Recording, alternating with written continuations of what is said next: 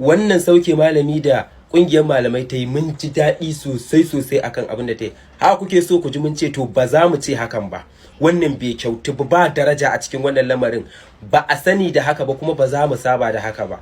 Kun gane wannan kwata-kwata an nuna mana tsagwaron mu fito mu ma mai son zuciya ne, saboda wannan son zuciya ne tsabas aka zo aka nuna mu ma 'ya'yan zamani ne. Bai kyauta a ce za a ringa mana abubuwan taka haye ba, ko muna ji muna gani kuma mu sa bakin mu shiru mu yi magana a ce mun yi rashin kunya. Daga fadar gaskiya sai TV ya zama ƙari, shi kuma ƙari ya zama ƙaba. Ba mu ma fa muka fito tun mun iya wa'annan kwalmadar kawai shiru ne muke yi. To yanzu Allah ya kawo zamani, me yayi da za a sauke shi? Ba mu ga dalili ba, babu wani abu, ba wata cikakkiyar hujja. Kawai dan ya fito ya yi magana wai duk a ƙasar nan wanda ya fito ya duna zai yi gobe ba da bayan talaka shine tsinanne a rayuwa, shine wanda bai san me yake ba, sai a yota akan shi a dinga wasu abubuwa ma na rashin tunani. Wannan ai rashin tunani ne. Lokaci ɗaya ai kamata yayi ma a bari sai an dan same shi da wata abu sai a kore shi, ba akan wannan abun ba. In akan wannan abun ne ai mu mun san dan mu aka kore shi. To wannan bai kyautu ba, mu a da mana da shi, mu a da mana da shi. In dai ba su ake kuma a zo a yi ta dauki ba dadi ba, wannan ai ba daraja bace, bai kyautu ba wannan abun. Gwamnati ki sa baki a da wannan malami, wannan abu da aka yi ba mutunci bane, ba daraja bace wallahi. To za mu yi amfani da dama da kundin tsarin mulkin Najeriya ya bamu section 39 sashi na 39, ma'ana right of, ko in ce freedom of speech. Gwamnatin Najeriya, gwamnatin Najeriya, kin san dai cewa har da mu a cikin waɗanda aka ba wannan right din. To billahi al'azimu muna nan za mu fara zazzage magana, saboda ba zai yiwu ba a dinga kashe mu kuma ba fa zai yiwu ba a dake mu a hana mu kuka. Wallahi ai wannan bawan Allah ni a wajena bai ma ce komai ba. Inna lillahi wa inna ilaihi raji'un. Za a yi maganar, tunda magana ake so za a yi ta a dokance, a ka'idance. Sai mu ji a inda constitution ya ce kan mu fito mu faɗi abin da yake damun mu, ko kuma ba mu da right inda za mu fito mu faɗi abin da yake damun mu. Gwamnati ki ji tsoron Allah, ki ji tsoron Allah. Gwamnati ki ji tsoron Allah. Duniyan nan ba komai bace ba. Kwana nawa ne kun ƙara gaba ɗaya mu da muke cikin duniyan nan ba mun ƙara shekaru da yawa, mai shekara 100 nan gaba. Shugaban ƙasa ka ji tsoron Allah. Ana kashe mu, ana zubar da jinin mu a banza, amma kayi shiru ka ki cewa komai. To mu duk wani mai mukamin gwamnati a Najeriya nan ma zargin shi muke, ba mu cire kowa ba, zargin ku muke yi. Kuma ba a isa an fito an hana mu magana ba, sai mun mai magana. Dimokuraɗiyya ce. Malami ya fito yayi magana an ce an dakatar da shi. To wallahi ba a isa a hana mu magana ba. Tsofaffi irin ka zuwa suke su je su rungumi carbi da Qur'ani su koma ga Ubangiji, amma kai a yanzu kake cin duniyar ka da tsinke. To wallahi sai mun fito mi magana, ba za mu zaɓe ba in dai ba a gyara ba. Assalamu alaikum jama'an Najeriya, ko kuma in ce jama'an Arewa ma. To jama'an Arewa, yanzu za ku yi shiru akan abin da aka mamala ne, ko kuma za ku fito ku faɗi gaskiya? Jama'a, muna da kafafen sada zumunta kala-kala, kuma jama'an mu mutanen Arewa suna da suna da baki, suna iya magana. To jama'a, yanzu za mu fito mu nuna bakin cikin mu da bacin ranmu akan abin da aka malam ne, ko za mu ja gefe mu shiru? Kun ga dai malam saboda defending din mu yana so ya kare mu, a garin kare mu ne aka mai wannan mulakancin da aka mai. To yanzu jama'an mu za mu fito mu faɗi gaskiya ne, ko kuma za mu yi shiru mu ringa kallon abin da ake yi? Tunda gwamnati ba ta da adalci, wanda ya kamata su yi ma gwamnatin magana wanda take ji an fara bin sa, ana sauke su ko kuma ana kama su. To yanzu jama'a Arewa, za mu yi shiru ne ko kuma za mu fito mu faɗi gaskiya? Mu dai 100% 100% muna tare da malam. Wallahi bara mu ƙara yin zaɓe ba har sai mun ga canji daga gurin gwamnati. Bare yi gwamnati a ringa mai da mu shanu da raguna ba, muna zaune ana yanka mu, ana kashe mutanen mu, kuma mu yi shiru. Jama'a, in za ku fito ku yi magana, ku fito ku yi magana. Ina mutanen da suke cewa su suna nan dan kare haƙƙin 'yan Arewa ne su waye? To ga daidai inda ya kamata mu fara ganin aikin ku kenan. Wallahi jama'a, in za mu fito mu yi magana, mu fito mu faɗi gaskiya. Mu dai muna tare da malam 100%. Wallahi bara mu ƙara yin zaɓe ba sai mun ga canji daga gurin gwamnati, tunda mun fahimci cewa yaran da suka fi fahimta kenan. Jama'a, mu fito mu yi magana. In ba mu fito mu yi magana ba, abin nan tun yana ƙarami wallahi zai zo ya girma ya je inda ba ma tunani. Jama'a, ku fito ku yi magana. We have to keep reposting this thing. Jama'a, ku fito ku yi magana. Ku fito ku yi magana. Mu dai muna tare da malam Nuru Khalid 100%. Wallahi bara mu ƙara yin zaɓe ba har sai mun ga canji daga gurin gwamnati. Sai wani dan iska ne zai zo wanda shi kanshi garinsa da ya fito ba zaman lafiya, kullun ana bala'i, wai shine zai sauke mai faɗan gaskiya? wallahi jama'a we have to come out and tell the truth. Mu dai muna tare da malam 100% bara mu ƙara yin zaɓe ba har sai mun ga canji daga gurin gwamnati. Sako daga mu YouTube Arewa. Assalamu alaikum wa rahmatullahi ta'ala wa barakatuhu ya jama'atul muslim. Ina yi wa kowa fatan alkhairi da fatan kowa yana cikin ƙoshin lafiya. Allah ya sa haka, amin summa amin. Ya ibada kuma ubangiji Allah ya karbi ibadunmu, Allah ya sa muna daga cikin yantattun bayi. Wato jama'a wallahi nayi farin ciki, na tashi da farin ciki, kuma wallahi alkhairi da nasara da sa'a ce ta fara zuwa mana mu talakawan Najeriya. Wallahi talakawan Najeriya mu tashi mu farka akan abubuwan da wannan Malam Nuru Khalid ya faɗa akan abubuwan da ke faruwa a Najeriya. Saboda kenan kun ga kenan mun fuskanci cewa wallahi alazim la ilaha illa gwamnati tana sane da abin da ake, tana sane da kashe mu da ake yi mu yan arewa. To wallahi maganar shi kuma ta shiga kunnen mu ne matasa, kuma ta shiga kunnen mu, dole za mu yi amfani da ita. Saboda me? Saboda babu wanda zai fito ya zaɓe in ba a gyara wannan abun ba. Ba za mu yi zaɓen ba wanda ya isa ya fito da kai daga gidanka da iyalinka ya ce dole sai ka zo ka yi zaɓe. To ba za mu yi ba, tun da dama gwamnati bata san cinmu ba, bata san shanmu ba, bata san suturanmu ba, bata san makwancinmu ba, bata san makarantar 'ya'yanmu ba. Babu hanya, babu wuta, babu komai, sai dai kisan mutane. Tafiya ma yanzu ta zama bala'i. To wallahi ba za a yi zaɓen ba, ba za mu yi zaɓen ba. In Allah ya so ya yadda Allah ya kai mu 2023 ba za mu yi zaɓen ba insha Allah. Saboda kawai kun raina mutane hankali. Shi dan majalisa, akwai dan majalisa da yazo yana faɗan gaskiya akan abin da ke faruwa a gwamnati. Me yasa su ba za a dakatar da shi ba? Su saboda kun raina malamai. Malami wai sai an gaya maka abin da zaka ce, ba za ka ce qala Allahu qala rasulu, wai a ce ba za ka ce ba abin da ke faruwa, sai dai a ce wai ga abin da za a gaya ma. Wallahi kun ga waɗannan malaman su biyu in a Najeriya za a samu irinsu, wallahi arewa sai ta zauna lafiya. Amma wai abubuwan da ake, ana kashe 'yan arewa, kowane malami ya yi shiru yana tsoron kar a cire shi daga mukamin da yake da shi, saboda kar a cire shi daga samun wani abun duniya da yake yi. Allah ya saka muku da alkhairi waɗannan malaman. Ubangiji Allah ya sada ku da alkhairin da ba za ku taɓa manta da shi ba duniya da lahira, shine gidan aljanna. Wallahi na ji daɗi wannan malaman da suke fitowa suna faɗan gaskiya akan abin da ke faruwa a Najeriya. Kuma mu ma muna goyon baya, ba za mu yi zaɓen ba 2023 insha Allah, ba wanda zai yi zaɓe. Assalamu alaikum, inna lillahi wa inna ilaihi raji'una. Sanata Sa'idu Ɗansadau, ka ba mu kunya. Tunda ya tabbata ya fito ƙarara kana goyon bayan ƙarya, kana ƙin gaskiya. Wanda kuma darajar da ka samu kake da dama da hukuma, kake da dama ka shiga kwamiti na masallaci, baka isa ka samu darajar nan ba idan ba albarkacin ƙuri'un talakawa ba. Dattijo ne kai wanda ya kamata ka shiga masallacin ka rika jan carbi, kana roƙan mana Allah ya kawo sauƙi, kana kuma neman ƙarshen ka ya zamto mai kyau. Amma yau don an samu malami daga cikin malamai ɗaya ya fito ya yi maganar cewa gwamnati ta zo ta kare kanta, gwamnati ta yi adalci, gwamnati da me za ta kare kanta kan alƙawura da ta ɗauka wa talakawa.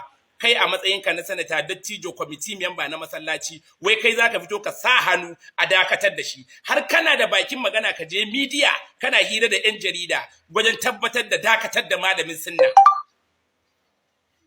To shi kaɗai ya zama zakaran gwajin dafi. Shi kadai ya fito yayi magana kan matsalar talakan Najeriya.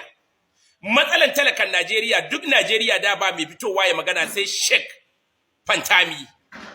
Fantami an dauko shi an bashi mukami a gwamnati. Ba mu isa in zagi Fantami ba, talakan da ya zagi Fantami ma bai mishi adalci ba. Dalili shine yana cikin gwamnatin, sannan abin da yake karewa talaka da mutumin arewa a gwamnatin nan Allah ne kadai ya sani, kuma Allah ne kadai zai masa sakayya. To mu ajiye Fantami, ina sauran malaman namu, ina su Sheikh Jalo Jalingu, ina su Sheikh Kabir Gombe, ina Sheikh Balalau, ina malamanmu na sunna, ina kuma malamanmu na qadiriyya, ina malamanmu na kashabandiyya, ina malamanmu na qur'aniyya, ina malamanmu na dukkan aqidodi da muke da su salafiyya, duk ina kuke? Kowa yayi shiru, ya ki ya fito ya zaji gwamnatin, wanda gwamnatin baya ku kuka rika hawa minbari kuna tsine musu albarka, kuna sa mu muna tabbata da kafa bakwai muna kifa hannunmu a ƙarƙashin qadiriyya, kuna sa mu muna alqunut, muna a masallatanmu a ƙarƙashin ahli sunna. Haba ƴan uwa musulmai, yanzu kuma daga baya ku zo ku ce za ku ce mana mu zaɓi wani mu zaɓe shi. Allah ya fitar mana da zakaran gwajin dafi, Sheikh Khalid ya yi magana ku ce za a dakatar da shi. To wallahi kun sa talakan da bai da ilimi, kun sa jahilin da bai da ilimi ya fito ya faɗi gaskiya a media. In ya so idan za a kashe 'yan Najeriya ko za a kashe mu ne gaba ɗaya za mu faɗi, mun san mun faɗi gaskiya, kuma malaman mu sun mana jagora mu fita mu faɗi gaskiya. Saboda haka Malam Sheikh Khalil muna maka fatan alkhairi, Allah ya kare ka da kariyansa, Allah ya maka ɗaukaka da ɗaukakansa, ka ci gaba da faɗin gaskiya. Duk malamin da ba zai fito ya faɗi gaskiya ba, ya Allah ka mana sa kai. Mu ba tsoro muke a kashe mu ba, kuma ba tsoro muke wai a kama mu ba. In dai gaskiya ta zo kawai sai mun faɗe ta. Abinda aka yi wa malam kwata-kwata ba daidai bane ba wallahi.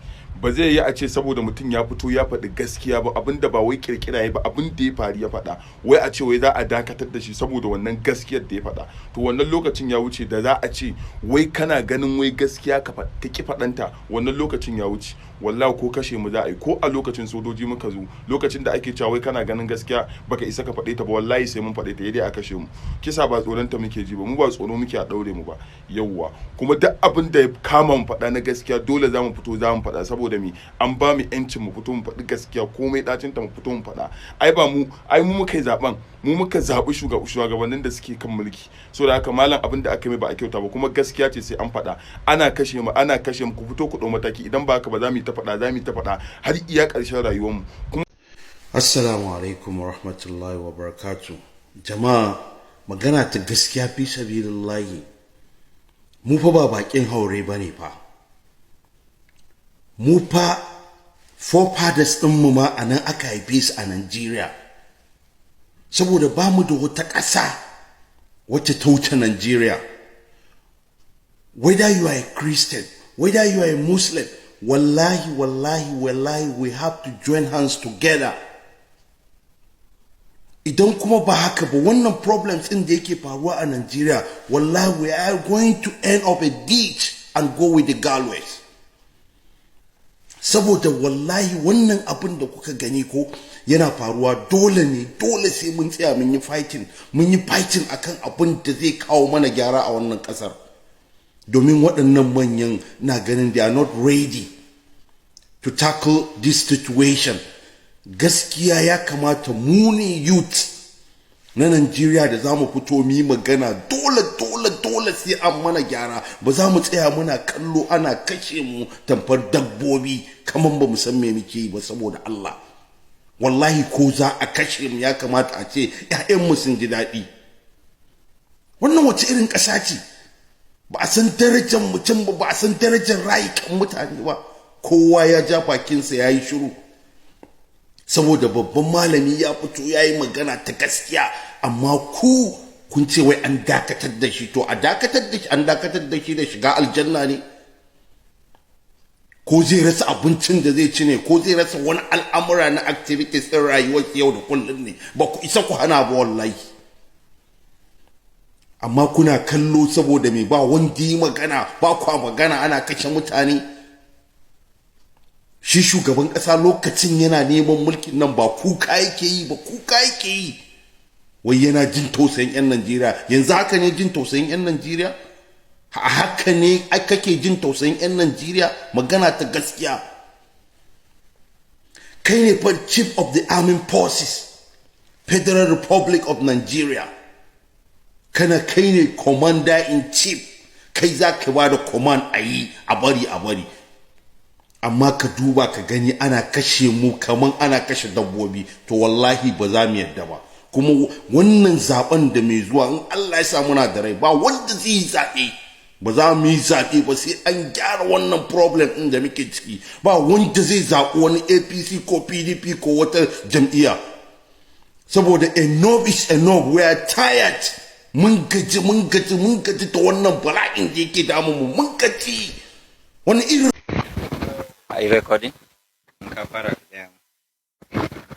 Assalamu alaikum wa rahmatullahi ta'ala wa barakatuh. Kamar yadda kuka sani gani tare da Sheikh Malam Muhammad Nuru Khalid, limamin Apo Legislative Quarters, wanda mutane suka yi ta cece kuce akan maganan dakatarwa, amma dai bari mu ji daga bakin shi insha Allah. Assalamu alaikum wa rahmatullahi. Alaikum assalam wa rahmatullahi wa barakatuh. Abinda nake so mutane su kwantar da hankalinsu. Maganar dakatar da ni daga masallaci ba wani abu bane. Illa iyaka mutane ba sa so a daina kashe-kashe, suna so a ci gaba da kashe-kashe, suna so mu yi shiru. In ba haka ba wani dalili dan an ce gwamnati ta samar da tsaro wani ya tashi ya ce ya dakatar da liman. Ina sake nanatawa, shi wanda ya sa hannu a takardar cewa ya dakatar da liman din a jiharsa babu tsaro yanzu, jihar Zamfara. To kenan 'yan arewa daman sun sha zargi cewa akwai hannun wasu mutane a kashe-kashen nan. In ba kana da hannu ko kana goyon bayan a dinga kashe mutane ba, ya za mu ce gwamnati saman mana da tsaro mu fita zaɓe? In ba ki saman mana da tsaro ba za mu je zaɓe ana kashe-kashe ba. Sai ka ce don me za a yi wannan magana? Wato kenan ranmu bai da amfani, amma ƙuri'a tana da amfani. Abin da kuke faɗa kenan. Saboda haka ni yanzu na fi so ma kada a dinga ce min limamin Apo. Sunan da mutane suka bani su ci gaba da amfani da shi. Shi kenan ya isha.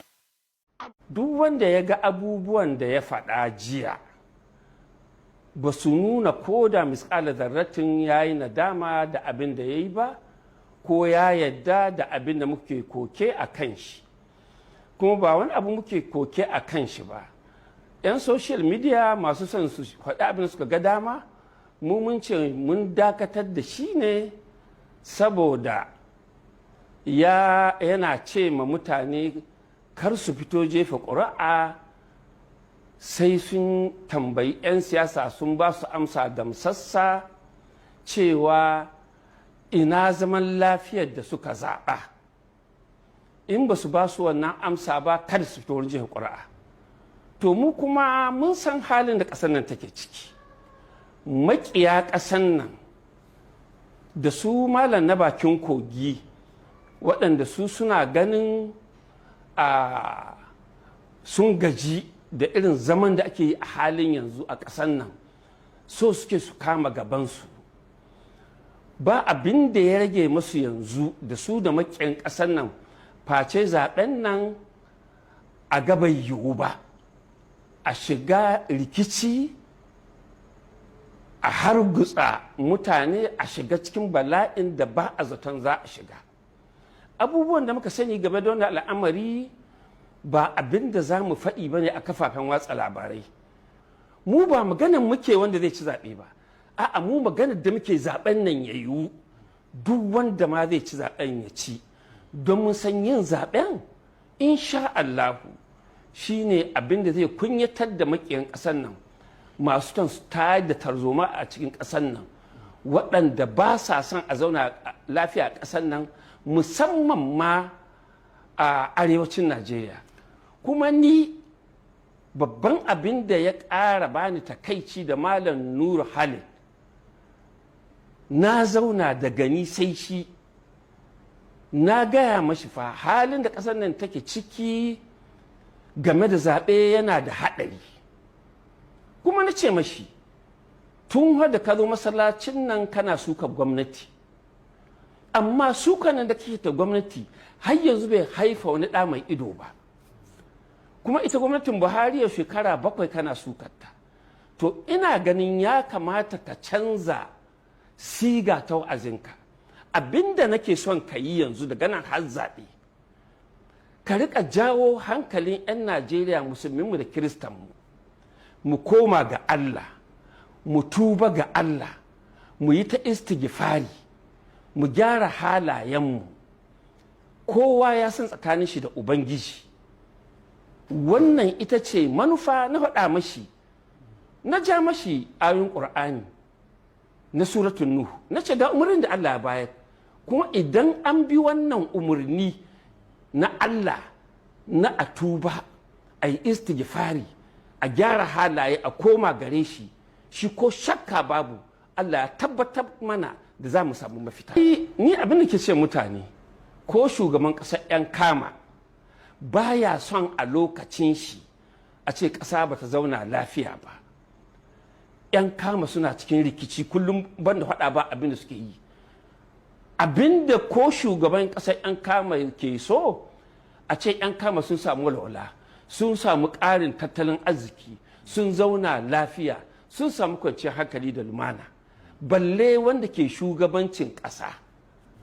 Saboda haka abin da ke ƙarara shine abin nan ya fi ƙarfin kowa, kuma karantawa alƙur'ani da manzo sallallahu alaihi wasallam shine idan mutane sun lura da wani bala'i ya taso wanda ya fi ƙarfin kowa, to su koma ga Allah. Da yawa na ga irin waɗannan abu ga social media, wasu ma cewa suke wai mukami nake nema a bani, wasu suna cewa kuɗi aka bani, wasu ma suna cewa wai ai saboda Abdullahi Adamu sabon ciyaman APC abokina ne, shi yasa nake kare gwamnati. In gwamnati nake karewa, shi Allah da halicce ne ya sani. Ni ba mutane nake so in faranta ma rai ba, Allah nake son ya ji daɗin abin da nake yi. Ana ganin Nuru Khalid ana cewa yana da followers kaza, kowa na yaban shi, to wannan abu zai yaɗu ko ina. To idan ya yaɗu ko ina a cikin ƙasar nan, Allah shi kaɗai sa abin da zai biyo ba, domin irin waɗannan abubuwa ba fa wa'azi ba ne, sabon Allah ne, don riya ce. Shi Malam Nuru Khalid, dalilin ma da ya sa na ba shi wannan shawara ta ai ta gaya ma mutane a ta addu'o'i a tuba ga Allah, a ta istighfari. Ɗansadau sai da muka kai ana sai da lita ta man fetur 4,000. Shekarun mu 10 da wata 6 ba ranar da ba aka sha ɗan adam ba. Da na ba da shawarar ai ta addu'o'i, ai ta istighfari, a koma ga Allah, masu zarafi su rika ba da sadaka a cikin ƙasar, kwana 5 tak ga kwana na 6 Allah ya kawo mana sauki. Tun daga wannan rana yau tun cikin watan Satumba ya zuwa yanzu nake gaya maka, mu da muka kwana 10 shekara 10 da rabi, duk shekara aka kashe mutane, tun daga Satumba har yau da nake magana da kai, a ƙasar Ɗansadau mutum 4 kaɗai aka kashe saboda addu'a da istighfari. Malam Nuru Khalid na faɗa mashi wannan magana, na ba shi wannan labari, na ce shi ne da yasa nake son a ba mutane. Allah da ya halice ni ya san daɗi nake ji, daɗi nake ji yadda kake zato, amma ina tausan 'yan uwana da masoyana da masu ƙaunata don suna cikin damuwa. Da yawa sun bugo mana waya, yaran da ke zagi na a social media da sun sa. Alaikum wa rahmatullah, sannan mu da sake saduwa a cikin shirin Inda Ranka, wanda masu salon magana kan ce ka sha kallo. Kamar da kowa ya sani dai, yankin arewacin kasar nan na ci gaba da fuskantar kalubale, kama daga tattalin arziki har zuwa ga batun tsaro, lamarin da ke ƙara bayyana irin fargabar da yankin ke ciki. Yanzu dai babbar matsalar ita ce yadda 'yan fashin daji suka addaba al'ummar wannan yanki, kuma gashi kullum ƙara samun dama suke yi, wuyansu na ƙara ƙarfi.